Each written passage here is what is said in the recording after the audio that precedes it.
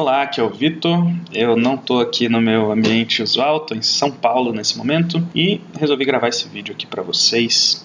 E hoje a gente vai falar sobre ações baratas, né? Ações que eu acho que são oportunidades nesse momento na bolsa. Eu sei que vocês gostam bastante desse tipo de vídeo, então se você gosta, já deixa um like aqui embaixo para mim, por favor.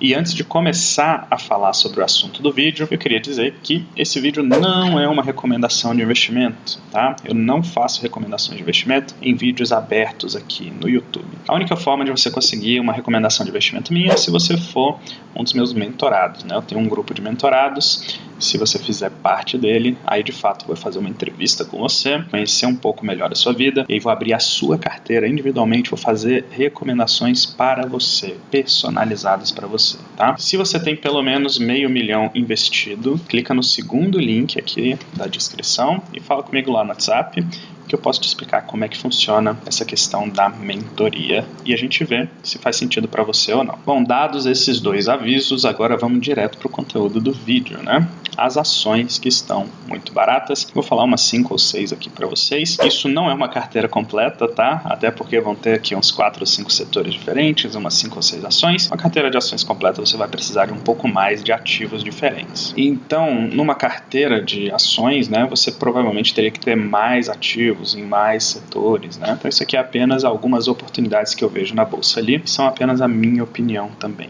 tá? E sem mais delongas, a primeira ação que eu acho que é uma grande oportunidade, eu já estou falando dela desde o ano passado, tá?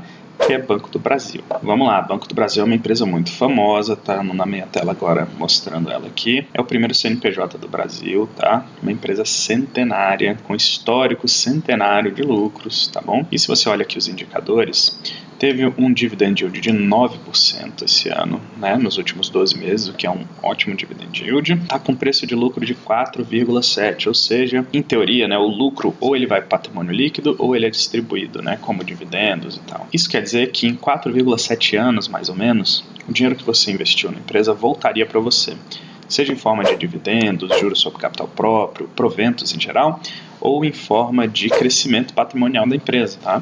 Então é realmente uma estatística muito boa. 4,7 anos é muito pouco tempo, tá? E tem o preço sobre valor patrimonial de 0,65, ou seja, para cada R$1 de patrimônio que o Banco do Brasil tem, você está pagando 65 centavos só por ele, então é um grande desconto. Se a gente abrir esse histórico aqui, olha só que interessante, né? Esse aqui é o histórico, tá? A última vez que o Banco do Brasil teve tão barato, né, teve ano passado ali que ela teve a R$27 e tudo, foi em 2015, tá bom? Nesse histórico aqui que vai nos últimos 10 anos, ok? Então 2015, se você se lembra, foi uma grande crise, né? O Brasil passou 2015, 2016 com PIB menos 3, né? 2 vezes seguidas. Foi uma crise enorme que teve aqui no Brasil e, de fato, o Banco do Brasil foi muito penalizado nessa época, tá? Então a gente está tão barato quanto na época dessa crise, tá? E a gente não está tão mal quanto estávamos nessa época, tá? Então, na minha visão, é uma grande oportunidade aqui, tá? Se o Banco do Brasil só voltar aqui para os 1 para 1, né? R$1 para cada R$1 de patrimônio que ele tem, já é um upside aí, né? Precisa subir 0,35, então quase 50% de upside aqui nessa brincadeira, tá bom? Então realmente é uma empresa que, na minha opinião, tá muito barata. Bom, e vamos para a empresa número 2, que é Itaúsa, tá? Itaúsa é a holding lá do Itaú, né? Então dentro de Itaúsa tem outras empresas ali, tudo empresa boa. Tu vai olhar a composição de Itaúsa lá, Alpargatas, Duratex, NTS, Itaú, XP, só empresa sensacional lá dentro, né? Inclusive, não sei se vocês viram, recentemente o Itaú adquiriu uma fatia bem grande da Avenue, que é uma corretora internacional, né? Para ativos no exterior. Ela é focada em brasileiros, mas mexe só com a bolsa lá fora. Então na minha humilde opinião, foi uma ótima aquisição. Se acontecer como aconteceu com a aquisição da XP, vai ser mais uma bola dentro aí do Itaú, né? E Itaúsa, por tabela, né, acaba tendo um pedaço dessa empresa também, porque é uma grande acionista de Banco Itaú, né? Então, se a gente for olhar aqui, Itaúsa na tela, olha só que interessante, né? Teve um dividend yield de 6,3, que é ok. Um preço sobre lucro de 5,40, tá? É um preço sobre lucro bem baixo, ok? Se você for fazer o earnings yield aqui, né, inverter essa equação, vai dar aí quase 18% ao ano. É realmente um earnings yield bem grande, né? Se a gente olhar o histórico aqui, ó, tá bem na mínima ali, né? Perdeu para 2015 lá também, né? toda aquela situação que a gente teve, a crise que a gente teve, mas 5,40 é praticamente a mínima dos últimos 10 anos de preço sobre lucro, ou seja, é um cenário aqui em que a ação está bastante barata, né, na minha humilde opinião. Tá? Preço sobre valor patrimonial ali 1,13, né, mas não fica muito abaixo disso também, tá? A mínima também foi lá em 2015. Beleza? Liquidez corrente muito boa, é uma empresa que cresce receita aqui, cresce lucros, tá? Tem um ROI de 20% mais, né? Então são números realmente muito impressionantes da Itaúsa, né? Se a gente for olhar aqui, olha o histórico que bonito aqui, histórico de lucro líquido, vocês estão vendo aqui na tela? Então, né? Histórico de lucro líquido, olha isso aqui, desde 2008, lucros consistentes, crescentes, né? É uma coisa realmente bonita de ver, mesmo em crises aqui, em 2016, que foi uma crisezinha, já recuperou rápido, aí teve 2020, que foi outra crisezinha, né? Mas já 2021 já foi forte, né? Aqui a gente provavelmente só tem um trimestre aqui, né, de conta para 2022, mas deve vir forte também esse ano, tá? Ou seja, uma empresa realmente sensacional, com um histórico muito potente, né, muito consistente e com uma gestão muito, muito boa. Bom, vamos sair desse setor de bancos aqui, né, já que Itaú usa a maior parte é Itaú, vamos para Cyrela. Cyrela está num setor bem mais difícil de construção, incorporação ali, né? E é um setor que muita empresa quebra, muita empresa grande quebra, né? Quem não lembra aí da Encol, né? E várias outras também que quebraram, tá? E geralmente, por que Cyrela eu gosto tanto, tenho falado tanto, né? Geralmente essas empresas quebram por fluxo de caixa, tá bom? Então a empresa faz um grande investimento ali, num momento em que o mercado está muito bom, e aí tem um ciclo imobiliário, ela demora um tempo até construir, até vender, né? E até receber esse dinheiro de volta. Os caixas das construtoras e incorporadoras geralmente são descasados, o que é uma característica muito ruim desse setor, tá? Por quê, né? Porque se a empresa investe num momento e aí de repente o país piora, o juro sobe, e ela não consegue vender aquele estoque dela ali, ela fica realmente em maus lençóis, porque ela tem um fluxo de caixa ali que ela precisa honrar, tá? Então muita empresa quebra fazendo isso. E olha que interessante, a Cyrela, esse dado dela que eu gosto muito, que é a liquidez corrente, tá bom? Tá pegando ali os ativos de curto prazo sobre os passivos de curto prazo. E a liquidez corrente dela é 3,13. Tá? Ou seja, ela tem 3 vezes mais ativos de curto prazo do que passivos de curto prazo, tá? E se você vai olhar lá o quanto é caixa, de fato, né?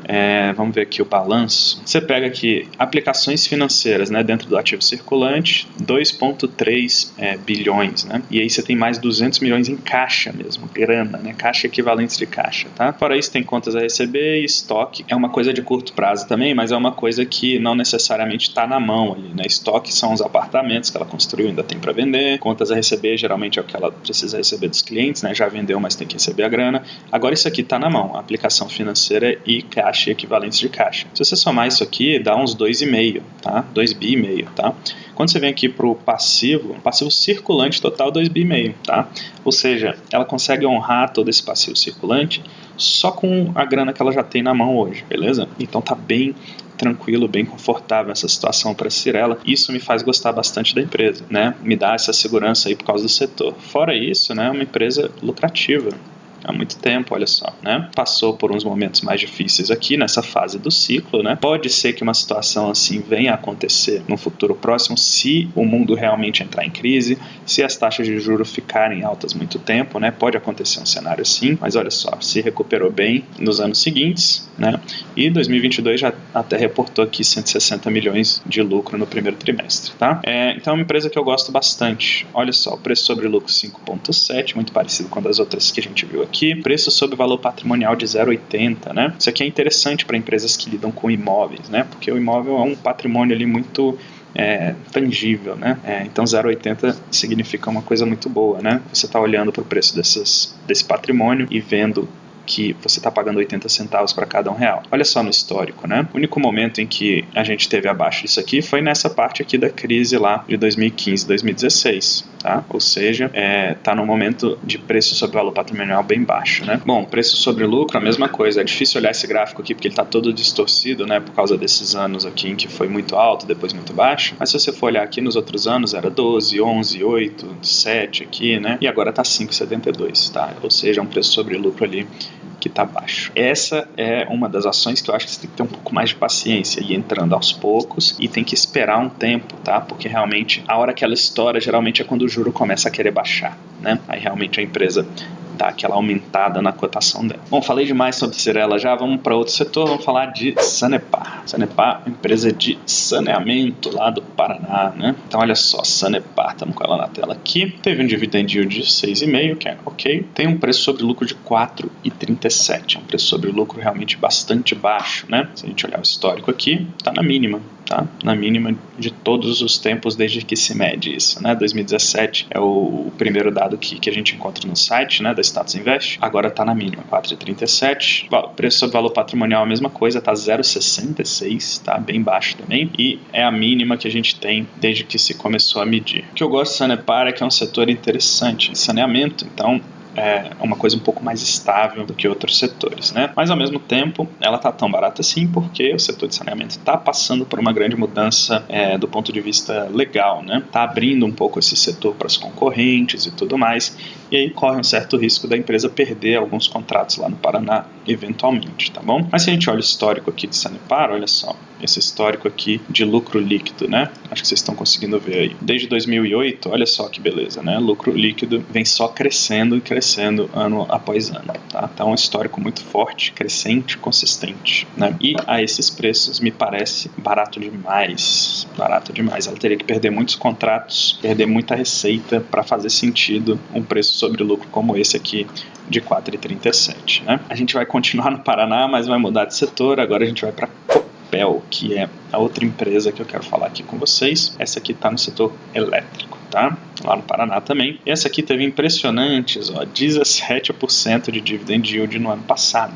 Foi um dividend yield realmente muito, muito alto, tá? E tem um preço sobre lucro de 3,88, tá? Tá no setor de eletricidade, para mim é um dos de energia, né, de eletricidade, é um setor para mim muito interessante, porque primeiro que eu acho que a demanda vai continuar subindo para a eletricidade, né? Não vai ter jeito. Se o país estiver crescendo, o mundo estiver crescendo, as coisas estiverem melhorando, evoluindo, tecnologias novas, você vai precisar de mais eletricidade, muito provavelmente, né? Depois, porque os contratos são previsíveis também, né? Você lida aí com governos, né? Faz contratos de alguns anos, concessões, etc. Então, você consegue prever um pouco melhor os lucros, as receitas dessas empresas, tá? E, finalmente, o preço aqui, né? Olha só, 3,88 de preço sobre lucro quer dizer que se a empresa repetir esse lucro aqui por 4 anos, você, em teoria, né, ganhou seu investimento de volta, seja por meio de dividendos ou por meio de aumento patrimonial dessa empresa, né? Você tem uma ação ali e o patrimônio dessa empresa aumentou. Você é dono de um pedacinho dele porque você tem ação, então isso faz com que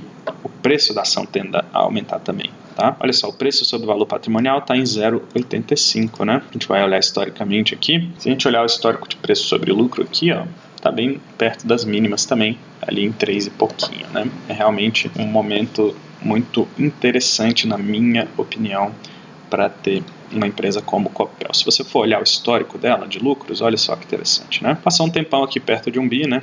Muitos anos aqui perto e recentemente conseguiu subir bastante esse lucro, né? Aqui em 2022 reportou lá 664 milhões de lucro já, tá? Mas mesmo que volte para um patamar aqui, mais ou menos no meio aqui, né? Que não volte para 1 bi, mas volte ali para 2, 3 bi por ano, ainda faz sentido porque o preço sobre lucro está realmente muito, muito baixo, tá? Então, para mim, é uma empresa que ainda poderia perder alguma receita, poderia perder um pouco de lucro e ainda assim faria sentido ter na carteira, tá bom? Bom, e finalmente vamos para uma um pouquinho mais polêmica aqui, que é a BR Malls, tá? Que é uma empresa que está no setor de shopping. Inclusive, teve fusão agora com a Allianz Sonae, né? Então, essa história aí da fusão dos dois, eu acho que finalmente saiu. Tá? Então, a Allianz Sonae também é uma empresa boa de shopping, é uma boa administradora de shoppings, tá? Se você for olhar aqui, o PL dela tá meio alto, né? 32, tá bem alto, para ser bem sincero, tá? Mas isso acontece porque o último lucro foi bem baixinho, né? Os shoppings sofreram muito na pandemia, né? Então, desde 2020, estão batendo bastante BR Malls, ela está sofrendo muito e os lucros realmente foram bem baixos, chegou a ter prejuízo, né, durante esses anos e está tentando se recuperar aí a empresa, tá? O que mais me chama a atenção é o preço sobre o valor patrimonial de 0,6, tá?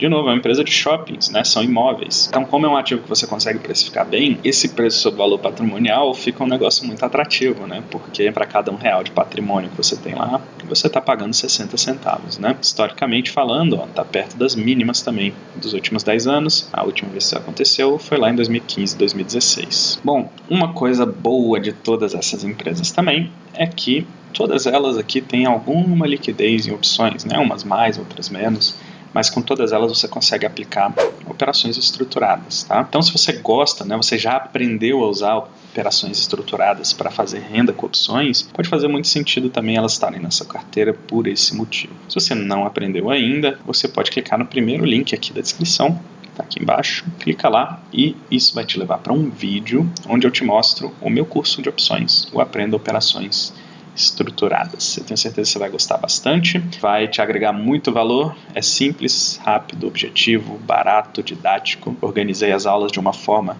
que vai fazer você aprender muito rápido, tem muita interação, grupo de alunos, lives, tenho certeza que você vai gostar muito, muito mesmo, tá bom? Então clica no primeiro link, confere lá. E hoje eu falei bastante de ações, né? Apesar de eu estar um pouco pessimista, especialmente com o cenário externo, eu acho que a gente vai ter anos um pouco mais difíceis pela frente, então vou te deixar com uma recomendação de vídeo aqui do lado para equilibrar isso, que é um vídeo falando sobre carteira à prova de crises, tá? Clica aqui nesse quadradinho aqui e vai lá assistir esse próximo vídeo, que eu tenho certeza que você vai gostar bastante. Muito obrigado pela companhia, foi um prazer gravar esse vídeo aqui para você. Um grande abraço.